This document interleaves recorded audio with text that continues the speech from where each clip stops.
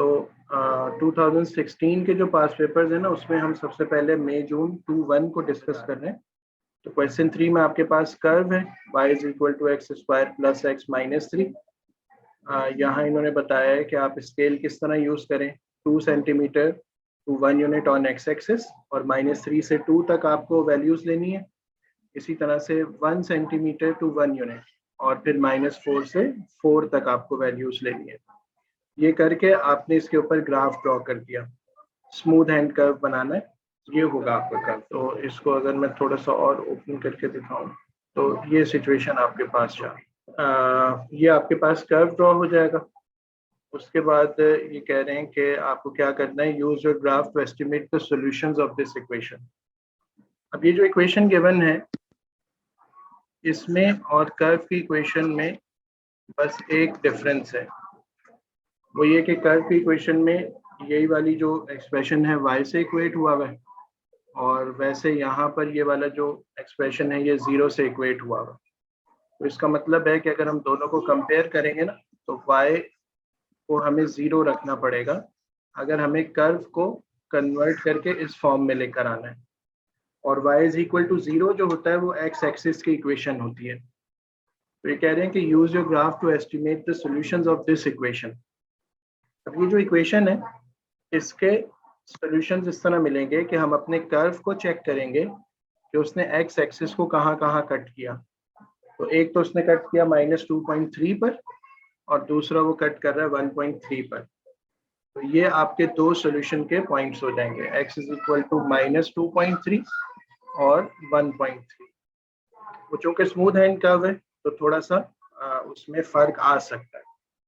अच्छा, अब ये बिल्कुल इसी तरह का ना एक और क्वेश्चन है कि use your graph to estimate the solutions of this equation. अब देखें, कर्व को इस इक्वेशन में कन्वर्ट करने के लिए हमें क्या करना पड़ेगा। जैसे यहाँ पर है y is equal to x square plus x minus 3। -3 को हम चाह रहे हैं कि -5 बन जाए, तो हम -3 के साथ एक -2 लिखेंगे, और हमने राइट हैंड साइड पे -2 किया है, तो बैलेंस करने के लिए लेफ्ट हैंड साइड पे भी -2 करेंगे। तो इसका मतलब है कि y -2 will be equal to x square plus x minus 5। अब देखें, ये वो वाली फॉर्म है जो कि आपको गिवन है, एग्जैक्ट वही फॉर्म है जो यहाँ पर लिखी हुई है कि x square plus x minus 5। अच्छा, यहाँ लिखा हुआ है y -2 और वहाँ लिखा हुआ है 0। इससे फिर हम इन्फर ये करेंगे कि हमें y -2 को किससे इक्वेट करना पड़ेगा। आप देखें, y -2 इक्वल टू 0 से अगर हम y की वैल्यू करें तो ये y इज इक्वल टू 2 बनेगा, और y is equal to 2 again एक हॉरिजॉन्टल लाइन होगी। और अगर हमने इसके सॉल्यूशंस फाइंड करने तो उसी ग्राफ पर हम y इज इक्वल टू 2 की एक लाइन ड्रॉ कर देंगे। ठीक है, ये आपकी हॉरिजॉन्टल लाइन आ गई। और अब आप चेक कर लेंगे कि इसने इस ग्राफ को कहाँ कहाँ कट किया, उसका एक्स एक्सिस चाहिए आपको, -2.8 और 1.8। तो अब आपके सॉल्यूशंस यहाँ पर आ जाएंगे -2.8 और 1.8। अच्छा, पार्ट डी में अब जो इक्वेशन हमने सॉल्व करनी है उसके बारे में कह रहे हैं कि this equation can be solve by drawing a straight line on the graph of this curve. तो अब वो स्ट्रेट लाइन क्या होगी, उसके लिए हम ये करते हैं कि हम अपने पहले कर्व को ना उस फॉर्म में कन्वर्ट करने की कोशिश करते हैं। तो सबसे पहले देखें, y को एज इट इज रखते हैं, एक्स स्क्वायर के साथ यहाँ प्लस एक्स लिखा हुआ है, जबकि रिक्वायर्ड हमें -x है। तो प्लस x में हम क्या ऐड या सब्ट्रैक्ट करें कि आंसर -x आ जाए, तो हमें -2x करना पड़ेगा। ठीक है, -2x करने से -2x प्लस x से आंसर -x आ जाएगा। हमने राइट हैंड साइड पे -2x किया, तो बैलेंस करने के लिए कहाँ भी किया। अच्छा, अब देखें -3 लिखा हुआ है, हमें क्या चाहिए, 2 करेंगे यहाँ पर, और बैलेंस करने के लिए यहाँ भी +2 कर देंगे।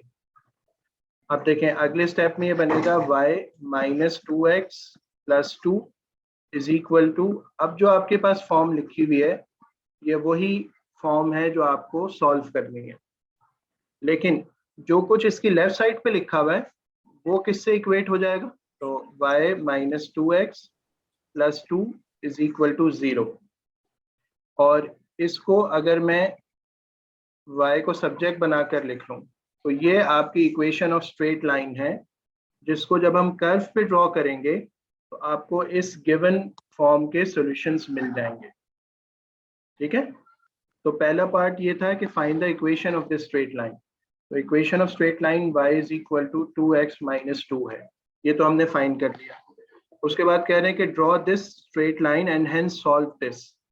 अब मैं कर्व पे आता हूँ ग्राफ पर, और मैं वहां पर y is equal to 2x minus 2 को ड्रॉ करता हूँ। तो वो ड्रॉ करने के लिए हमें 2 पॉइंट फाइंड करने पड़ते हैं ना।